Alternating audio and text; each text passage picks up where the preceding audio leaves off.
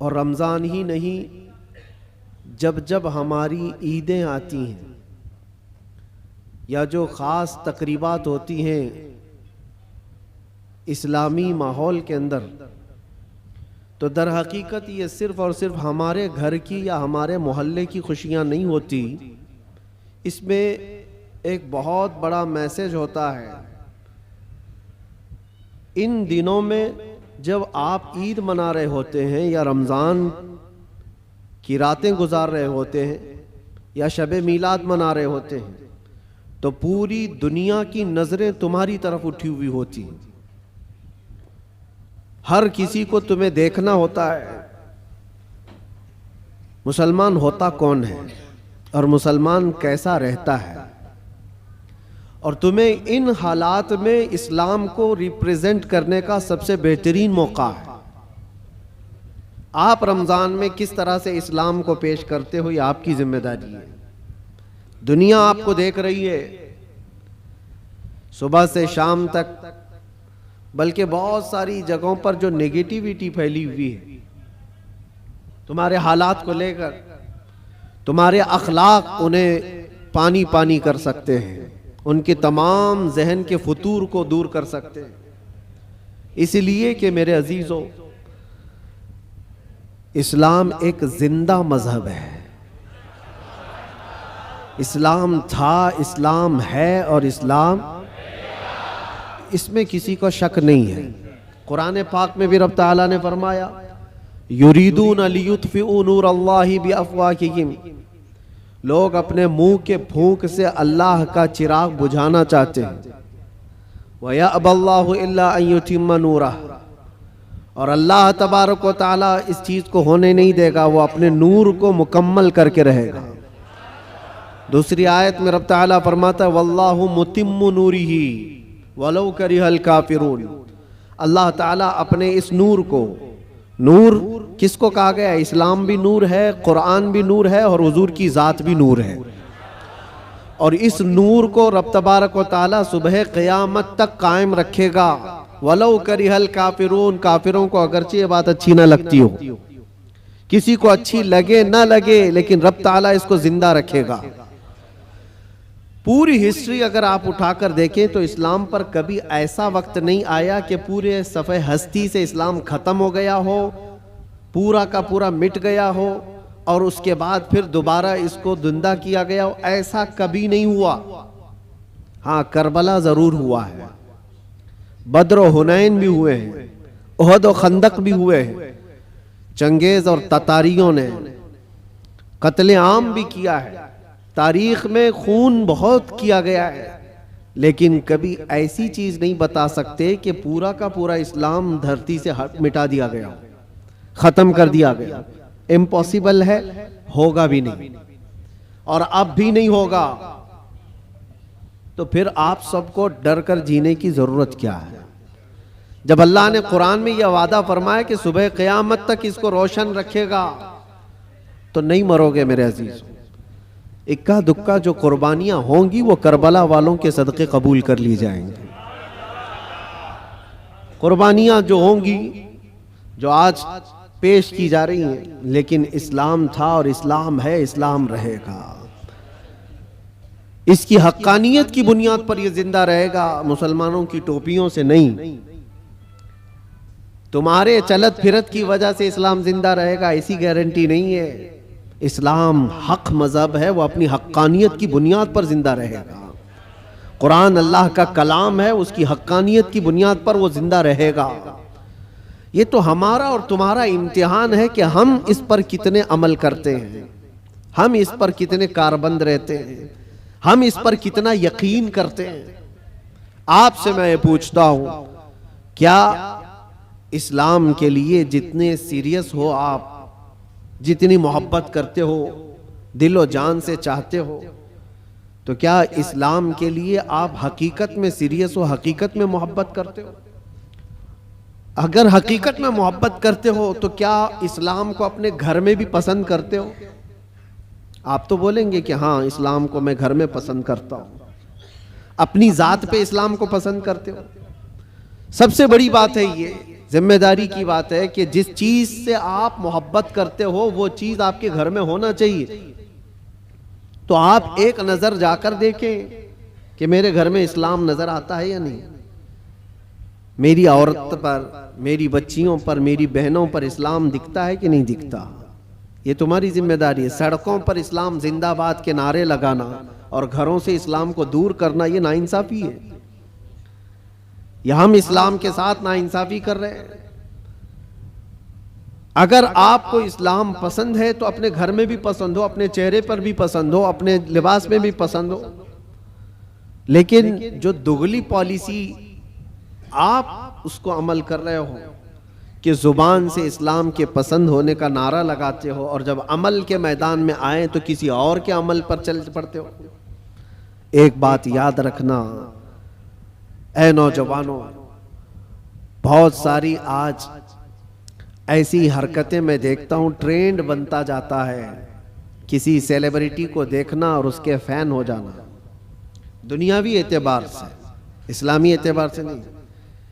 और नौजवानों ने नक्शे सब बदल डाले, कपड़े भी फाड़ कर पहनने लग गए, कानों में बालियां भी डाल दी, नथ आनी बाकी है और चूड़ियां पहनना भी बाकी है। लेकिन तकरीबन जो कोई पर्दे सीमी में तुम्हें दिखाएगा, यानी टेलीविजन पर कोई बहुत ज्यादा मुजरे करके दिखाएगा, वो तुम्हारा आइडियल बन जाता है, उसकी हरकतों पर अमल करने लग जाते हो। मैं फलां एक्टर का फैन हूं, कोई लड़की कहती है फलां एक्ट्रेस की फैन है, और सब कुछ वही चाहिए, कपड़े भी वही, किरदार भी वही, नाक नक्शा भी वही, सारी चीजें। एक बात याद रखना, जिसके अखलाक पर तुम अमल करके दुनिया में फैशनेबल कहलाना चाह रहे हो वो तुम्हें कभी देखने नहीं आता, कभी नहीं देखने आता। तुम चाहे यहां से चीखते रहो, चिल्लाते रहो, मैं तुम्हारा फैन हूं, उसको पता भी चलता है नहीं पता क्या मालूम। खामखा किसी के पीछे भागे भागे फिर रहे हो, वो कभी नहीं देखता कि मेरी तरह कपड़ा पहन रहा है, मेरी तरह चेहरा बना रहा है, मेरी तरह बाल का स्टाइल रखता है, कभी नहीं देखता। लेकिन एक बात याद रखो, ताजदारे मदीना रसूल करीम सल्लल्लाहु अलैहि वसल्लम के अखलाक पर जो अमल करता है, कसम खुदा की दुनिया के किसी भी कोने में रहो, आमिना के लाल तुम्हें मुलाहिजा फरमा रहे, रसूल पाक सल्लल्लाहु ताला अलैहि वसल्लम तुम्हें देख रहे हैं। और ये बात इतनी प्यारी है, जिसको दिखाने के लिए तुम्हें करना चाहिए वो देख नहीं रहा दुनिया वाला, लेकिन रसूल मुख्तार सल्लल्लाहु ताला अलैहि वसल्लम की अगर एक सुन्नत पर कोई अमल करता है तो वो आका अपनी कब्र से देखकर मुस्कुराते हैं। तुम्हारे आमाल उनके पास हर जुमेरात पेश किए जाते हैं, हर जुमेरात को उम्मत के आमाल हुजूर के पास पेश किए जाते हैं।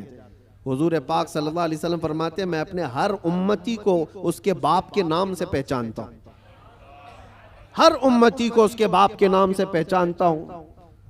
अब आप सोचो, कल जुमेरात है, हुजूर पाक सल्लल्लाहु अलैहि वसल्लम की बारगाह में फिर फरिश्ते हमारे हफ्ते भर के अमाल लेकर जा रहे होंगे और सारी खबरें वहां पर पहुंचती हैं। अल्लाह के नबी सल्लल्लाहु ताला अलैहि वसल्लम फरमाते हैं, अगर अच्छे अमाल मेरे पास आए तो मैं खुश हो जाता हूं, अल्लाह का शुक्र बजा लाता हूं, और बुरे अमाल मुझ तक पहुंचाए जाते हैं तो गम होता है और मैं इस्तिग़फ़ार करता हूं। कितने जमाने तक हुजूर पाक सल्लल्लाहु अलैहि वसल्लम को गम पहुंचाते रहोगे, कब तक? इसीलिए मेरे अजीजों, आज के दौर में खास तौर पर ऐसे जो हालात आते हैं, ईद, बकरीद, मीलाद या जो भी ओकेशंस आते हैं, इसमें तुम्हारी जिम्मेदारियां बढ़ जाती हैं, तुम्हारे अखलाक और किरदार पर पूरी दुनिया नजर रखती है, हर एक देखना चाहती है। और हकीकत में देखा जाए तो तुम हुजूर पाक सल्लल्लाहु ताला अलैहि वसल्लम के तर्जुमान हो, तुम्हारे अखलाक देखकर लोग हुजूर को पढ़ने की कोशिश करें। नबी पाक सल्लल्लाहु ताला अलैहि वसल्लम तक पहुंचाने के लिए आप जरिया हो, आपके चलने फिरने के अंदाज, आपके लोगों से बात करने के अंदाज, ये सारी चीजें देख करके दुनिया हुजूर पाक सल्लल्लाहु अलैहि वसल्लम को पढ़ना चाहती है कि उनके गुलामों में 1400 साल के बाद ये जब अखलाक है तो उस नबी के अखलाक का हाल क्या हो।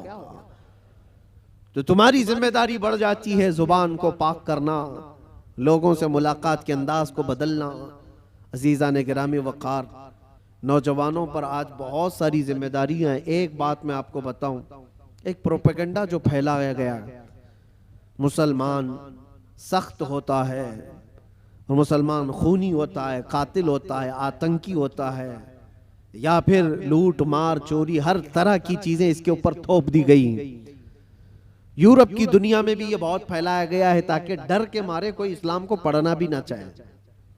तकरीबन आज से 13-14 साल पहले की बात मैं आपको बता रहा हूं, उससे भी ज्यादा पहले अफगानिस्तान में जब हालात बहुत खराब थे, वहां पर नेटो की सारी फौजें उतरी हुई थीं, एक बड़ी जंग चल रही थी।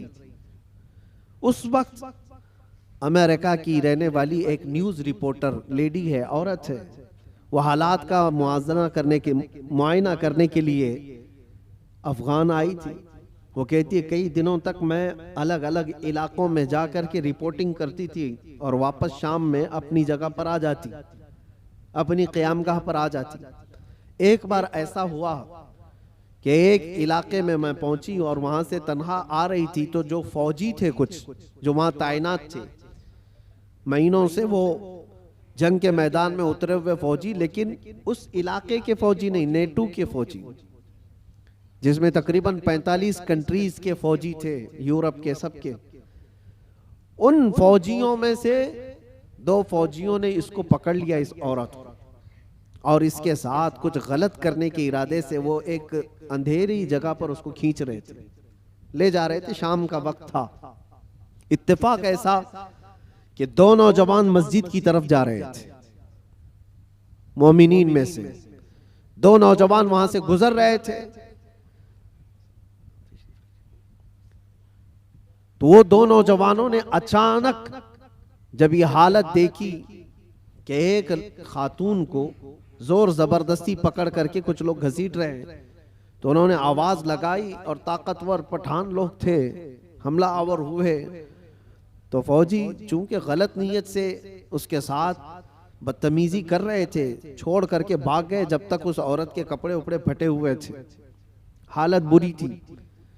लेकिन ये 2 नौजवान मुसलमान थे, दाढ़ी टोपी वाले, उस खातून को वहां से आजाद कराया और अपने तरफ ले लिया, अपने पास ले लिया। ये खातून कहती है कि मुझे तो ज्यादा डर लग गया कि ये वहशी मुसलमानों के हाथ में आ गई, अब पता नहीं क्या करेंगे, सीधे ज़बह करते हैं लोग, क्योंकि बचपन से प्रोपेगेंडा दिमाग में था। अमेरिका की रहने वाली, उसके दिमाग में यही सारी चीजें भरी गई थी, मुसलमान सख्त होता है, कातिल होता है, आतंकी होता है, लुटेरा होता है, न जाने क्या क्या चीजें फैलाई गई हैं। वो डरी हुई थी औरत, क्या पता नहीं, वो तो फौजियों के हाथ में थी, वो अपनी जिस्मानी ख्वाहिश पूरी करके छोड़ देते, लेकिन ये लोग तो बहुत खतरनाक किस्म के लोग हैं, ये तो सीधे ज़बह कर देते हैं, खून बहा देते हैं।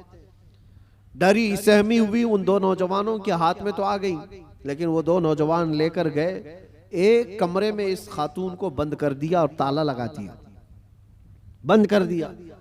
ये डरी थी शायद मेरी मौत का कोई परवाना आने वाला है, या कुछ भी मेरे साथ किया जा सकता है, या हो सकता है मुझे किडनैप करके हमारे मुल्क से कुछ मेरे बदले में मांगने वाले हो। तरह तरह के ख्यालात आ रहे थे। वो न्यूज रिपोर्टर है, कहती रात हुई तो अचानक दरवाजा खुला, और पूरा दरवाजा नहीं खुला, बाहर ही से कोई बड़ी थाल जिसमें खाना पानी सब कुछ था, अंदर उन्होंने ढकेल दिया और कपड़ों का एक जोड़ा भी अंदर पहुंचा दिया, और फिर दरवाजा बंद कर लिया। मुझे जो जरूरत थी वो खाने पीने की थी, कपड़े बदलने की थी, कपड़े फटे हुए थे, मैंने कपड़े भी तब्दील कर लिए, खाना पानी भी हो गया। दूसरे दिन भी बराबर वक्त पर दरवाजा थोड़ा सा खुलता और खाना आ जाता, फिर बंद हो जाता, जो जरूरत की चीज थी। लेकिन कोई जवान अंदर नहीं आ रहा है, कोई जवान अंदर नहीं आता, दरवाजा बाहर से बंद होता है। शाम हो गई, 2 दिन वहां पर उसने गुजारे। उसके बाद वो कहती है कि उसके सिफारत खाने के लोग, उसके एम्बेसी के जिम्मेदार लोग आए उन नौजवानों के साथ। जब दरवाजा खोला और उनकी जुबान में, उसी औरत की जुबान में बात किया, और कहा कि हम तुम्हारे सिफारत खाने से आए हैं। इन नौजवानों ने आकर हमें ये इत्तिला दी कि फला मुल्क की इस तरह की एक खातून मजलूम थी, हमने उसको पनाह दिया है और उसकी हिफाजत की है, आप आए अपनी औरत को ले जाएं और उसके मुल्क तक सही सलामत पहुंचाएं। सिफारत खाने के जिम्मेदार लोग आए, उस खातून को सारा वाकया बताया कि इन नौजवानों ने तेरे लिए गायबाना तौर पर क्या मेहनत की। उसका दिमाग पूरा अलग तरीके से चलने लगा कि मैंने बचपन से सुना है ये मुसलमान वहशी होते हैं, आतंकी होते हैं, कातिल होते हैं, लुटेरे होते हैं, ये तो कदम भी नहीं रखते मेरे कमरे में। मैं भी औरत हूँ, खूबसूरत हूँ, जिस्म मेरे पास है, लेकिन कभी इन्होंने देखा भी नहीं मुझको। 3 दिन उनके पास गुजारी और उसके बाद जब सिफारत खाने के लोग जिम्मेदार आए और उसको आज़ाद करवाया, वहाँ से ले जा करके वो उसके वतन तक पहुँचाया। वहाँ जाने के बाद उस खातून ने जो रिपोर्ट तैयार की, पूरी अपने सफ़र की रुदात लिखी, सारा सफ़र लिखा और इस हादसे को भी लिखा और फिर ऐलान किया, जो मुझे पढ़ते हैं, जो मुझे सुनते हैं, वो गवाह हो जाएं कि मैं इस्लाम को कबूल करती हूँ। इससे बेहतर मेरी इज्जत की हिफाजत मुझे कहीं और नजर नहीं आती। इसलिए कि औरतों की असल हिफाजत और उनकी इज्जतों की देखभाल अल्लाह करीम ने जो फरमाया और उसके नबी रसूल करीम सल्लल्लाहु अलैहि वसल्लम ने जो फरमाया, वो आज भी ईमान वालों के अंदर मौजूद है।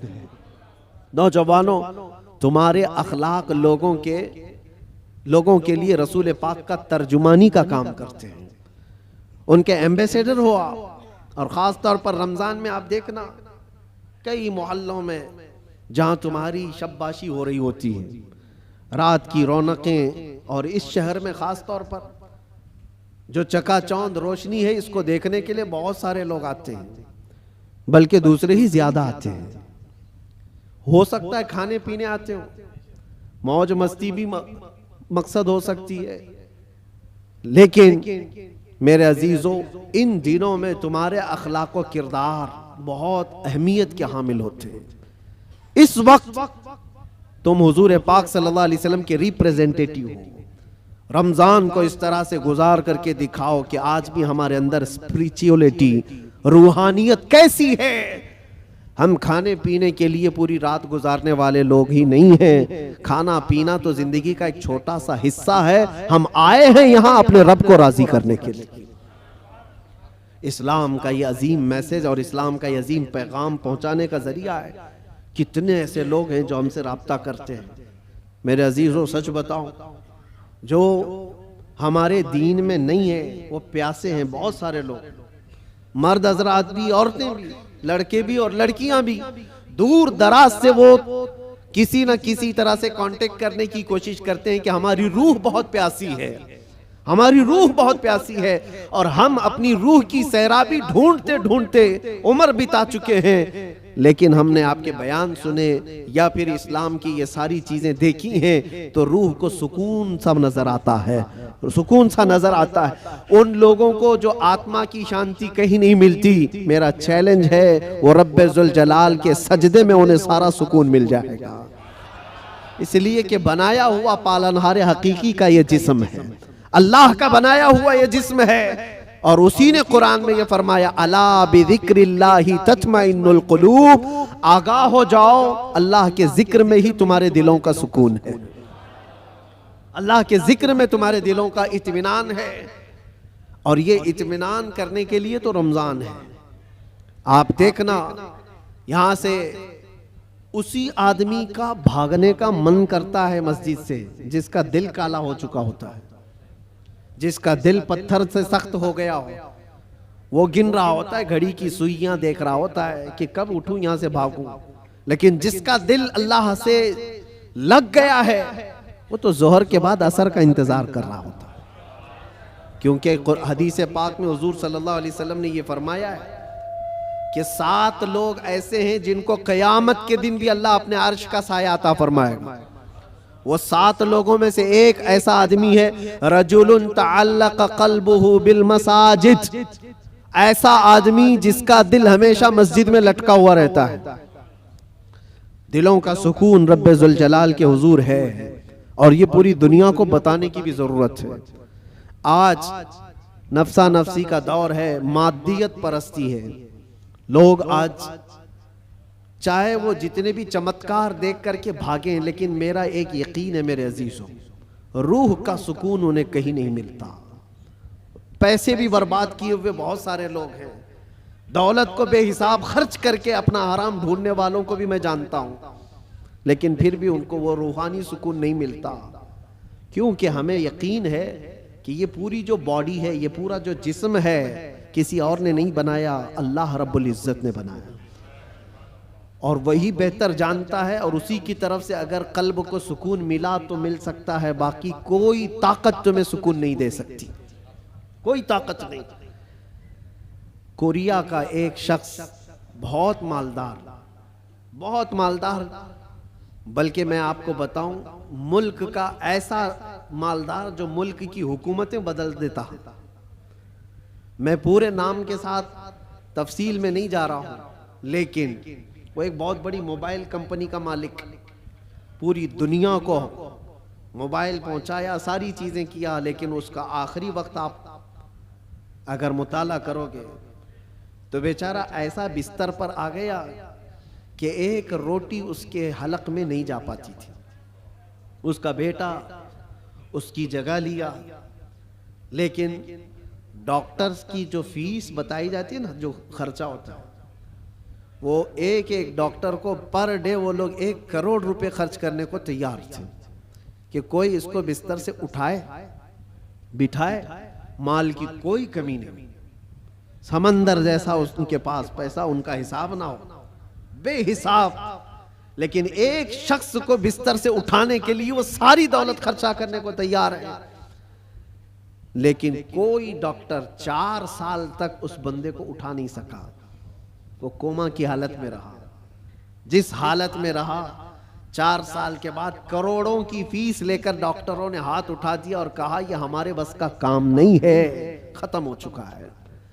यहां याद रखो ऐ नौजवानों, दुनिया में कोई ताकत न तुम्हें खड़ा कर सकती है न बिठा सकती है। कुरान में रब ताला फरमाता है, व इन यमसस्कल्लाहु बिदुर्रिन फला काशिफ लहू इल्ला हू व इन यमसस्क बिखैरिन फला राद्द लिफज़लिही युसीबु बिही मन यशाउ मिन इबादी। यह आयत अक्सर हम जेल में भी पढ़ा करते थे। अल्लाह ताला कुरान में फरमाता है, अगर अल्लाह रब्बुल इज्जत किसी को कोई मुसीबत दे दे, पूरी दुनिया मिलकर के वो मुसीबत हटा नहीं सकती, और अल्लाह किसी को नवाज दे तो पूरी दुनिया मिलकर के भी उस नवाजिश को रोक नहीं सकती, नहीं रोक सकती। और ये सारा इत्मीनान कल्ब उसी बारगाह में मौजूद है, उसी रब्बुल आलमीन की बारगाह में मौजूद है। आज तुम्हें वापस बुलाने के लिए ये मस्जिदें पुकार रही हैं, ख़ास तौर पर रमज़ान में माहौल वैसी बन जाता है। अल्लाह ताला बंदों से इतना प्यार करता है। देखें, तुम्हारी सहूलत के लिए चांद दिखते ही शैतानों को कैद कर लिया गया कि कोई ना आए इन बंदों को बहकाने के लिए। सिर्फ शयातीन का ही नहीं, हदीस पाक में मिलता है जो सरकश जिन्नात हैं उनको भी कैद किया जाता है। वो भी जबरदस्ती किसी पर चढ़ाई करके जो परेशान करते हैं, हिंदुस्तान में ज्यादा करते हैं लगता है,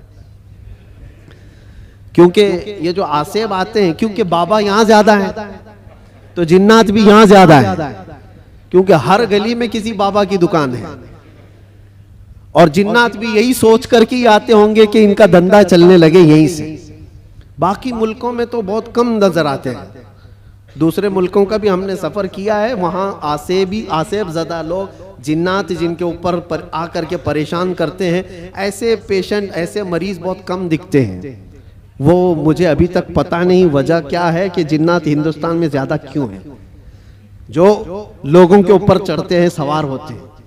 खैर, और अगर कोई रमजान में भी ये आसेबी मामलात का शिकार हो करके या बीमार ज़दा लगता है, तो मुझे नहीं लगता कि हकीकत में उस पर कोई जिन्नात है। ये तो हदीस पाक में है कि जो सरकश जिन्नात हैं, चांद दिखते ही रमजान के उनको कैद कर लिया जाता है। फिर क्या चीज है तुम्हारे पास जो तुम्हें बहका कर ले जाए? शयातीन नहीं है, जिन्नात नहीं है, माहौल रब ताला ने साजगार करके दिया है तुम्हें। तुम रातें इसके क़याम करो, इसके दिन में रोजे रखो, और फिर इतना ही नहीं बल्कि ड्यूटी लगा दी गई हो कि रोजा रखना है, नमाज पढ़ना है, उस पर अजर का इतना बड़ा वादा किया गया, इतना बड़ा वादा किया गया। हदीस पाक में मिलता है, मन कामा फी रमदान ईमानन व एहतिसाबन गुफिर लहू मा तक़द्दम मिन ज़ंबि औ कमा क़ाल रसूलुल्लाह सल्लल्लाहु अलैहि वसल्लम। जिसने रमजान की रात को क़याम किया ईमान के साथ, पीछे जो कुछ भी किया था सब अल्लाह माफ फरमाएगा, जो कुछ भी किया हो सब माफ कर दिया जाएगा। इसमें यह नहीं कहा गया है कि छोटा बड़ा अलग अलग, बल्कि जो कुछ भी उससे हुआ है अब तक अल्लाह माफ फरमाएगा। इतने बड़े अजर का वादा है। रमजान तुम्हें पाक करने के लिए आया, रमजानुल मुबारक तुम्हें रब ताला के करीब करने के लिए आया। रोजे भी फर्ज किया रब ताला ने तो यह फरमाया लअल्लकुम तत्तकून, तुम पर रोजे इसलिए फर्ज किए गए कि तुम्हें तकवा आ जाए, तुम परहेजगार बन जाओ। तो रब तबारक व ताला का यह हुक्म है। हम तो माइल ब करम है, कोई साइल ही नहीं। रोज इसकी रातों पर रब ताला निदा फरमाता है, कोई मुझसे बख्शिश तलब करे मैं उसे माफ करूं। लेकिन लोग कहां पर हैं? बहुत सारे हालात ऐसे बिगड़े हुए हैं कि तुम्हारी रातें बख्शिश तलब करने की थी, तुम कैरम बोर्ड पे बैठे हुए हो, रात भर बकरे लड़ा रहे हो, मुर्गे लड़ा रहे हो, चेस खेल रहे हो, क्रिकेट के फुटबॉल के ग्राउंड सजाए जाते हैं। ये रमजान इसके लिए आता है। अफसोस है, मैं तो कहता हूं उन लोगों पर तुफ है, लानत है। रमजान को भी इंटरटेनमेंट का जरिया बना दिया। लोग तो हमारे बुजुर्गों में पहले ये होता था, बुजुर्गों की का मतलब औलिया कामिलीन की बात नहीं कर रहा हूं, घर के बड़ों का भी हाल था। अब तक बहुत सारे घरों में रमजान के आते ही टीवी पर पूरा पर्दा डाल देते थे, चादर उड़ा देते थे, बहुत सारी चीजें। रमजान आ गया है, घर की सफाई हो जाती थी। रमजान आ गया है, कोई ऐसी चीजें ना रखी जाए घर के अंदर, बहुत सारे एहतमाम होता था। और तुम्हें पता है इसके एहतराम पर अल्लाह तबारक व तआला जन्नत अता फरमाता है। रोजा नहीं रखने वाले भी दिन में किसी के सामने खाते पीते नहीं थे, एहतराम की वजह से। रोजेदार को कोई हाथ नहीं लगाता था, मारता नहीं था। ये बुजुर्गों की तालीमात होती थी कि ना हाथ नहीं लगाना, मारना नहीं, रोजादार है। ये सारा एहतराम कहां चला गया? उसकी वजह यह है मेरे अजीजों कि तुम अगर इस रमजान को भी बेएहतरामी में गुजारोगे तो ये रमजान कल क़यामत के दिन तुम्हारे खिलाफ मुकद्दमा करेगा अल्लाह की बारगाह में कि अल्लाह मैं इसके घर गया था मगर इसने मेरी तौहीन की है, मेरी इसने बेहुरमती की है। और हुजूर पाक सल्लल्लाहु अलैहि वसल्लम फरमाते हैं क़यामत के दिन जिसके खिलाफ रमजान खड़ा हो गया उसको दोज़ख में जाना जरूरी हो जाएगा। रमजान अगर किसी के खिलाफ खड़ा हो गया तो अपने खिलाफ रमजान को खड़े होने ना दो, अपनी हिमायत में खड़े होने दो। कल रमजान आए क़यामत के दिन और तुम्हारी सिफारिश करे कि मौला ये मेरी रातों को जागता था, ये मेरे दिन को तिलावत कुरान करता था, रोजे रखता था, गुरबा और मसाकीन में खैरात करता था, तुम्हारी नेकियों की गवाही खुद रमजान देगा। और हुजूर ने यह भी फरमाया कि जिसके हक में कुरान और रमजान सिफारिश कर दे उसका जन्नत में जाना वाजिब है। अजीज़ान गिरामी वक़ार, बस मैं खुलासा कलाम सिर्फ इतना अर्ज करना चाहूँगा कि दीन जो तुम तक पहुँचा है इस चीज़ पर आज ख़ास तवज्जो के साथ मैं अर्ज करना चाहता हूँ। ये बड़ी मशक्क़तों के साथ तुम तक पहुँचा हुआ है। ये नहीं कि फूलों की सेज पर सज कर तुम्हारे घर में आ गया। बहुत मशक्क़तें उठाई गई हैं इसके पीछे। दीन तुम्हारे घरों तक जो पहुँचा है, ये अज़ानें जो सलामत हैं, ये जो नमाजों की रूहानियत और ये जो नूरानियत बाकी है, इस पर बुजुर्गों की कुर्बानियाँ हैं, बहुत सारी कुर्बानियाँ हैं। इस दीन के इस असल चेहरे को बाकी रखना आज हर जवान की जिम्मेदारी है। तुम क्या समझते हो यहाँ माइक पर बैठे हुए मौलाना साहब इनकी जिम्मेदारी है इस्लाम की तबलीग करना? बल्कि हर मुसलमान पर यह जिम्मेदारी है, वो अपने अखलाक और किरदार से इस्लाम का रिप्रेजेंटेटिव है। तुम्हारी जिम्मेदारी है इसको सही सलामत बचा रखना अपने घरों में। दूसरे क्या क्या कर रहे हैं इसकी तरफ अभी छोड़ दो, कीड़े वैसे ही मर जाएंगे। मौसम पर कीड़े आते हैं, होता है ना। कोई एक मौसम आता है बारिश से पहले बहुत कीड़े दिखते हैं, कोई इलाज ही नहीं होता। क्या किया जाए, क्या किया जाए। उनका इलाज इतना ही होता है, मौसम जाए तो खत्म ही होते हैं।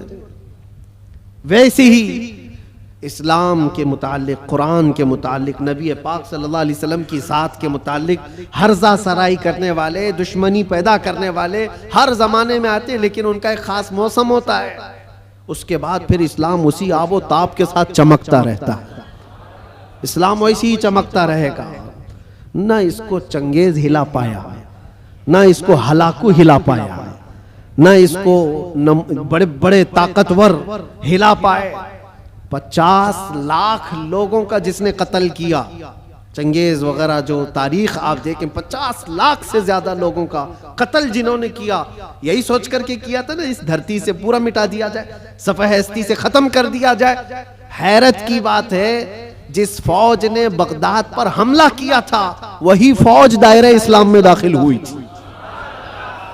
जिसको इकबाल ने कहा था, हरम को मिल गए पासबां सनम खाने से, हरम को मिल गए पासबां सनम खाने से। रब तबारक व तआला उन्हीं के दरमियान ईमान की हिदायत अता फरमा दी। ये होता रहेगा, ये इस्लाम का लहलहाता हुआ पौधा सलामत रहेगा। और लोग जिस तरह के आज हालात, जो इन्वायरमेंट क्रिएट किया गया है, इससे तुम्हारा इम्तिहान है, तुम घबरा करके अब तुम क्या चाहते हो। एक सवाल मैं करता हूं, इस्लाम में हो तो इस बात पर तुम्हें कभी गिल्टी फील होता है, कभी शर्म महसूस होती है, कभी शर्म महसूस होती है कि मैं मुसलमान हूं? नहीं शर्म आती है तो फिर टोपी क्यों छुपाते हो? अगर शर्म नहीं आती है तो फिर दाढ़ी क्यों निकाल फेंकते हो? क्यों? अगर तुम्हें इस्लाम पर कायम रहने में फख्र महसूस होता है तो खुल करके इस्लाम पर अमल करो, खुल करके। इस्लाम किसी जराइम पेशा लोगों का अड्डा नहीं है, पूरी दुनिया को अच्छे अखलाक सिखाने वाला एक मुकम्मल दीन है। पूरी दुनिया को अखलाक सिखाने वाला यह दीन है। तो मुझे शक क्यों है इस बात पर? बहुत सारे लोग अभी आए काएं करते हुए न्यूट्रल बनते हैं। मैं देख रहा हूं, जब कभी कोई सवाल आ जाए तो कुछ दानिश्वर बन करके बैठते हैं और फिर एक न्यूट्रल बातें, एक सेक्युलर बातें करते हुए वो ये महसूस कराने की कोशिश करते हैं कि हम ये नहीं समझते, इस्लाम में ये चीज़ नहीं है, वो चीज़ नहीं है, ये बुजुर्ग इस्लाम में नहीं, वो बुजुर्ग इस्लाम में नहीं। सिर्फ इसलिए वो कर रहे हैं कि दूसरों को कुछ खुश करें।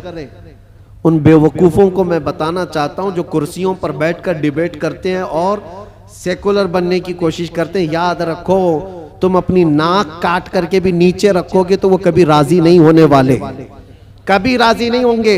10 लाख साल भी तुम पुकार करके उनकी जूतियां चाटते रहो, राजी नहीं होंगे। राजी करना है तो अल्लाह और उसके रसूल को राजी करो।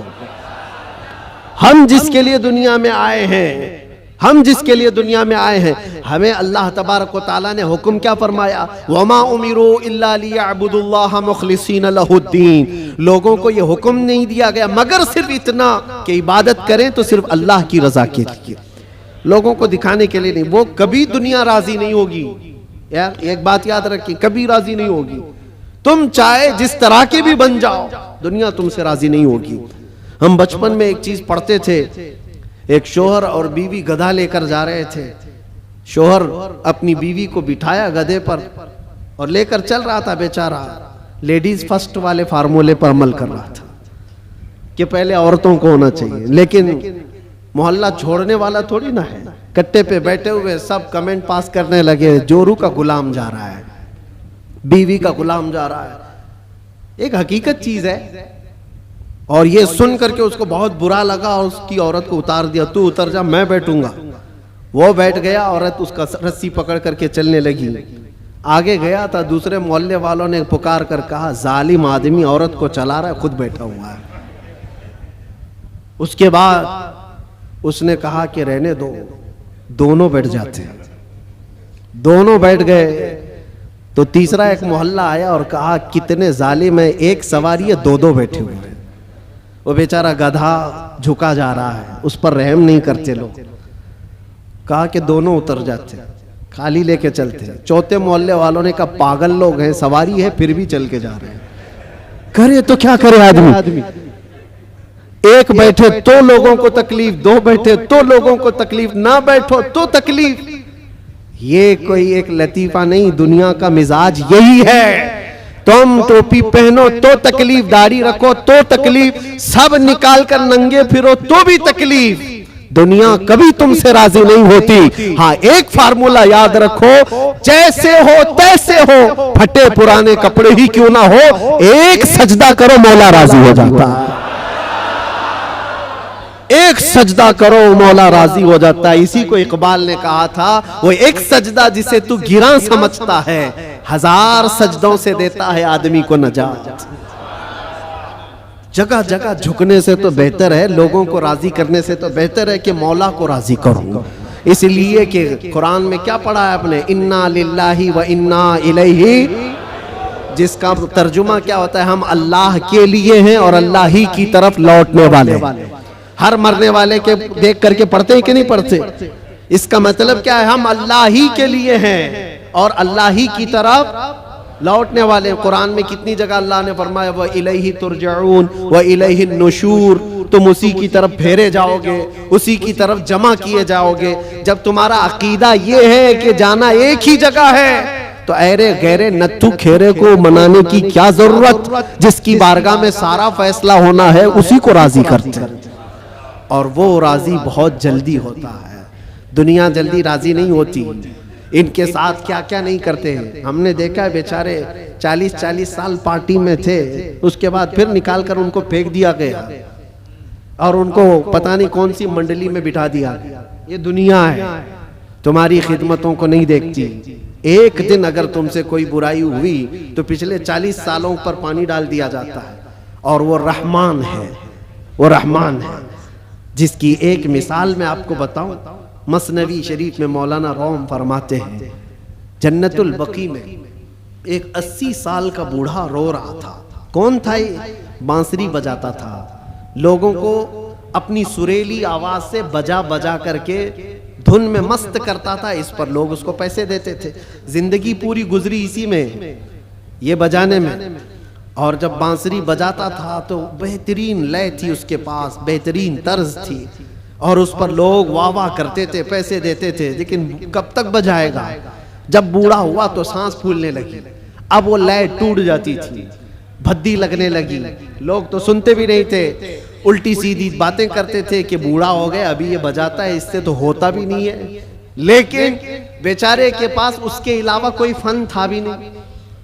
करता तो क्या करता, उसकी कमाई का एक ही जरिया था ये बांसुरी बजाना, और इसको बजा करके लोगों को खुश करता था। लेकिन जब उसने देखा कि अब दुनिया एक फूटी कोड़ी भी देने को तैयार नहीं, फाके पे फाके आ गए, मरने की हालत आ गई, 80 साल की उम्र है। ये जमाना हजरत उमर फारूक का है। उस वक्त ये बूढ़ा जन्नतुल बकी कब्रिस्तान मदीने तैयबा का आया और उस बांसुरी को अपने घुटने से तोड़ डाला, तोड़ दिया और कहा फेंक दिया। कहा, ऐ खालिके कायनात, तूने मुझे पैदा किया, लेकिन अगर मेरे हिस्से में रिस्क नहीं है तो मुझे मौत दे, मैं कब्रिस्तान में खड़ा हूं। मैं अब किसी और पर बोझ ना बनूं, मैं यहीं मरूं और यहीं सो जाऊं, मुझे माफ कर दे मौला। वो रोता रहा। जब हालात का मारा हुआ आदमी मौला की बारगाह में रोता है ना, तो उसका दिल भर आता है। हालात का मारा हुआ जब रोता है तो उसके रोने की आवाजें आसमानों को चीर देती। तुम्हें अंदाजा नहीं, यूं ही रोने वाला अलग है, लेकिन हालात से मारा हुआ, दिल का टूटा हुआ जब रोता है तो उसकी आवाजें 7वें आसमान के ऊपर जाती हैं। रोया, बेइंतहा रोया और गिर करके वहीं सो गया। न खाना है न पानी है, कई दिनों का भूखा है। अल्लाहु अकबर। ये जमाना है हजरत उमर फारूक रदी अल्लाह ताला अन्हु मस्जिद नबवी शरीफ में है, और वो पढ़ते पढ़ते हजरत उमर को ऊँग आई, और जैसे ही उनको ऊँग आई ख्वाब में रसूल पाक तशरीफ लाए। फरमाया, उमर जल्दी उठो, अपने घर से खाना पानी लो और जन्नतुल बकी में अल्लाह का एक मेहमान खड़ा है, उसे खिलाओ। हजरत उमर गए, कुछ नहीं देखा, कौन है क्या है पता नहीं है, कौन है मालूम नहीं। हुक्म हुआ, घर गया, घर गए, और तोशादान लिया, जो खाने पीने की चीजें मैसर थी सब लेकर के फौरन जन्नतुल बकी आए। देखा कि कौन है यहाँ पर, इतनी रात गए, कौन बंदा होगा। तलाश करते करते दरमियान में पहुंचे तो एक बूढ़े को वहां पर गश खाए हुए पड़ा हुआ देखा। उसको उठाया, जैसे ही उठाया वो कांपने लगा। वक्त का बारौब खलीफा सामने खड़ा है, वो कैसर और किसरा जिससे कांपते हैं वो उमर फारूक खड़े हैं। बूढ़ा सोचने लगा कहीं कोड़े ना पड़ जाए, मेरी सजा का कोई वक्त तो नहीं आ गया है। उमर इब्ने खत्ताब सामने खड़े हैं, कपकपी तारी थी। पूछा अमीरुल मोमिनीन क्या बात है? कहा मुझे तो नहीं पता क्या बात है, लेकिन मुझे खाना देकर भेजा गया तुझे खिलाने के लिए, तुझे खिलाने के लिए। उठ, कई दिन से तू भूखा है, कई दिन से तू प्यासा है। वो रोने लगा और उसके बाद तोशादान लिया और फिर पूछा किसने भेजा आपको खाना देकर? कौन कहा है? कहा कौन कह सकता है? हम गरीबों का आका, हम बेसहारों का सहारा, वो यतीमों का मावा व मलजा, हाँ जिसको हर उम्मती के दर्द का एहसास है, वो ख्वाब में तशरीफ लाए। अल्लाह के हुक्म से हुजूर पाक ने मुझे फरमाया है कि जा अपने घर से खाना ले जा, और अल्लाह का एक मेहमान कब्रिस्तान में खड़ा है उसे खिला आ। इतनी बात सुननी थी, वो चीख मार करके गिरा और कहने लगा 80 साल तक मैं नाफरमानी करता रहा, 80 साल तक बांसुरी बजाता रहा, दूर भागता रहा, आज एक दिन क्या उस रहमान को मैंने पुकारा, वो 80 साल की सारी चीजों को छोड़ दिया और मेरे पेट भरने के लिए वक्त के खलीफा को भेज दिया। उस रहमान का, उस अरहमुर राहिमीन का ये मजहर है मेरे अजीजों। आप क्या समझते हैं दुनिया को मनाते रह जाओ? नहीं मानती, ये झूठी है, मक्कार है, अय्यार है, दगाबाज है। शहद दिखाए जहर पिलाए, कातिल डाइन शोहर कुश, इस मुर्दार पे क्या ललचाए, दुनिया देखी भाली है। सुना जंगल रात अंधेरी छाई बदली काली है, सोने वालों जागते रहियो चोरों की रखवाली है। आंख से काजल साफ चुरा ले या वो चोर बला के हैं, तेरी गठरी ताकी है और तूने नींद निकाली है, वो तो निहायत सस्ता सौदा बेच रहे हैं जन्नत का, हम मुफलिस क्या मोल चुकाएं, अपना हाथ ही खाली है। अजीजाने गिरामी वक़ार, मैं सिर्फ इतनी बात कहना चाहता हूँ कि तुम्हारे पास जो दीन का खजाना है, जो इस्लाम पहुंचा है, और ख़ास तौर पर सुन्नियों को मैं बार बार ये कहता हूँ कि तुम्हारे पास दुनिया की इतनी बड़ी दौलत है, इतनी बड़ी दौलत है जिसको आप कंपेयर नहीं कर सकते किसी और चीज़ से। उस दौलत का नाम है इश्क़ रसूल पाक। सुन्नियों के सीनों में ये मौजूद है। वो अपने नबी पाक सल्लल्लाहु अलैहि वसल्लम का नाम आता है तो अंगूठे चूम करके आंखों से लगा लेते हैं बगैर किसी को बताए। नबी के नाम पर आज पूरी दुनिया भी, आपको पता है, नामों से रिसालत का कोई मसला आए और इस पर कोई आवाज उठे और कोई बेकाबू हो सकता है तो दुनिया को मालूम है वो सुन्नियों की जमात ही बेकाबू होती है। क्यों? इनको पता है, पूरी दुनिया जानती है कि अपने नबी पाक सल्लल्लाहु अलैहि वसल्लम के लिए जो जज्बा रखते हैं दिल के अंदर, वो ऐसा जज्बा है, जान है वो। हमारा जज्बा क्या है? जान है वो, और जान है तो हाँ जान है हमारे लिए। और फिर हमारा मानना तो ये है वो जो न थे तो, और वो जो ना हो तो, हमारी जिंदगी में हुजूर ना हो तो कुछ नहीं। हमारी पूरी हयात, हमारी पूरी लाइफ, ये जो खजाना तुम्हारे पास है ये बहुत कीमती है, बहुत कीमती है। इसी को आला हजरत ने कहा है आंख से काजल साफ चुरा लेंगे। आंख से काजल चुराया जाता है क्या? ये जो लगा हुआ शीशी का काजल है नहीं, ये इस्तिआरा है। शेर में कहा गया मोमिनो तुम्हारे पास जो आंख का काजल है वो इश्क रसूल है, तुम्हारी आंखों का वो नूर है। और बहुत सारे भेड़िए घूम रहे हैं उसी काजल को चुराने के लिए। तुम्हारे दिलों से वो निकाल लें, तुम्हारी आंखों से वो निकाल लें। और बेचारे कितने तो बहक गए, चोरी हो गए और चोरों के हाथ में गिर गए और दिलों के अंदर से हुब्बे मुस्तफा निकलती चली गई। तो उन चोरों के हाथ न लग जाओ, तुम अपने इश्क रसूल की हिफाजत करो। इस पे कोई कंप्रोमाइज, हुजूर पाक की इज्जत, हुजूर पाक की मोहब्बत जो तुम्हारे पास एक बहुत बड़ा खजाना है, इस पर कोई कंप्रोमाइज करोगे नहीं करो। ये सहाबा का मसलक है, सहाबा का मजहब है। मक्का मुकर्रमा में एक सहाबी को सूली पर लटका करके कुफ्फार और मुशरिकीन ये कह रहे थे, उनके नाखूनों को पकड़ से खींच रहे थे, उनकी नाक काट रहे थे, कान काट रहे थे, होंठ काट रहे थे और आंखों में गरम सलाइयां फेर रहे थे और फिर कह रहे थे कि देखो तुम्हारी जगह मोहम्मद होते तो कितना अच्छा होता। तुम आराम कर रहे होते, उनके नाम पर तुम कटे जा रहे हो, मरे जा रहे हो। सब कट चुका था, तब जोश में वो सहाबी बोलने लगे, खबरदार मेरे जिस्म के अभी 1000 टुकड़े हो जाएं मैं बर्दाश्त करूंगा, उस नबी पाक के तलवे में कांटा भी चुभे ये मुझे गवारा। ये दौलत जिसकी हिफाजत ये सहाबा का मसलक है, ये सहाबा का मजहब है, जिसके तुम अमीन हो, जिसके तुम अमानतदार हो। आज पूरी दुनिया वो चीज खींचना चाहती है। हालात जो कुछ भी हो, जब भी हुजूर पाक की मोहब्बत की बात आए, सारी चीजें एक तरफ, मेरे नबी की जात एक तरफ। और फिर मैं उसी पर आकर गुफ्तगू खत्म करता हूं। मेरे अजीजों, मनाना है तो अल्लाह और उसके रसूल को मनाओ। दुनिया कभी तुमसे न मानेगी, ये कभी नहीं मानी थी। और जिन्होंने इनकी गुलामी की है वो आज देख रहे हैं उनकी हालत क्या है। वो ऐसी हालत हो गई, धोबी का कुत्ता, न घर का न घाट का, इधर के भी नहीं रहे उधर के भी नहीं रहे। जिन्होंने गुलामी की है, इस तरह से अपनी जिंदगी ना गुजारो। कुछ तो उनको राजी करने के लिए गए थे बेचारे, नाम भी बदल लिए, कपड़े भी बदल लिए, सब कुछ करके देख लिया, लेकिन वो बड़े खूंखार लोग हैं। वो दूसरी कास्ट को बर्दाश्त नहीं करते, तुझे कहां से बर्दाश्त करें। लात मार के भगाया। कई जगहों पर ये हालात तारीख में पढ़ते आओ। इसलिए राजी करना हो तो अल्लाह और उसके रसूल को राजी करो। और वो अभी मैंने वाकया बताया है, कितनी जल्दी मौला राजी होता है, कितनी जल्दी मौला राजी होता है। यहाँ तक कि एक हदीस और सुन लो, हुजूर पाक सल्लल्लाहु अलैहि वसल्लम महवे ख्वाब थे, आंखें बंद थी और उसके बाद अचानक मुस्कुराने लगे और इतनी जोर से कि आपके दंदाने मुबारक नजर आए। सहाबा ने पूछा, या रसूल अल्लाह सल्लल्लाहु अलैहि वसल्लम क्या बात है?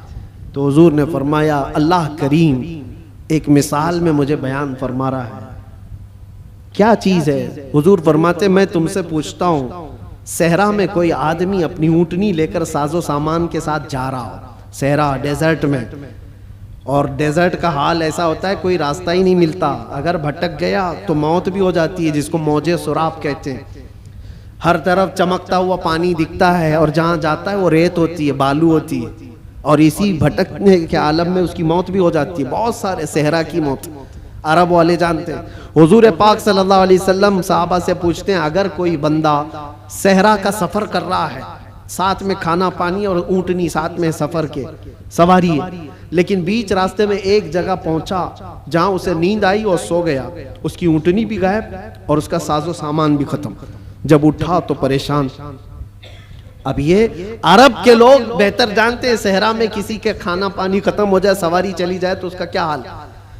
वो बंदा जब नींद से उठा तो हर जगह ढूंढा, उसकी ऊँटनी कहीं नहीं मिली, उसका खाना पानी कहीं नहीं मिला, हर जगह से ढूंढ ढूंढ कर थक गया, मौत के करीब था, मौत के करीब था।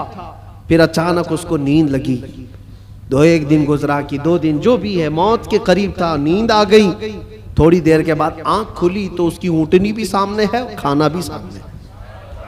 अब सुनो, ये मिसाल है। हुजूर पाक सल्लल्लाहु अलैहि वसल्लम फरमाते हैं साहबा से, ऐ मेरे साहबा बताओ, उस सहरा में चलने वाले मुसाफिर को कितनी खुशी होगी अपना खोया हुआ ऊँट मिल जाए, अपना खोया हुआ खाना मिल जाए, उसकी जान में जान आए, कितनी खुशी होगी।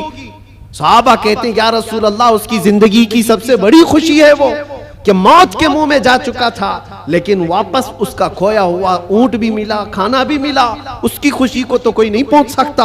हुजूर पाक सल्लल्लाहु अलैहि वसल्लम फरमाते हैं, बिला तशबीह व बिला तमसील, ये मिसाल के लिए हुजूर ने फरमाया, ऐ मेरे सहाबा, जब एक बंदा भटक जाता है, गुनाहों में लग जाता है, और फिर जिस दिन वो तौबा करके वापस आता है, उस मुसाफिर को जितनी खुशी नहीं हुई, मौला को उससे ज्यादा खुशी होती है। मेरा भटका हुआ बंदा मेरे पास वापस आ गया है, मेरा भटका हुआ बंदा मेरे पास वापस आ गया। रब तबारक व तआला खुशी का इजहार फरमाता है।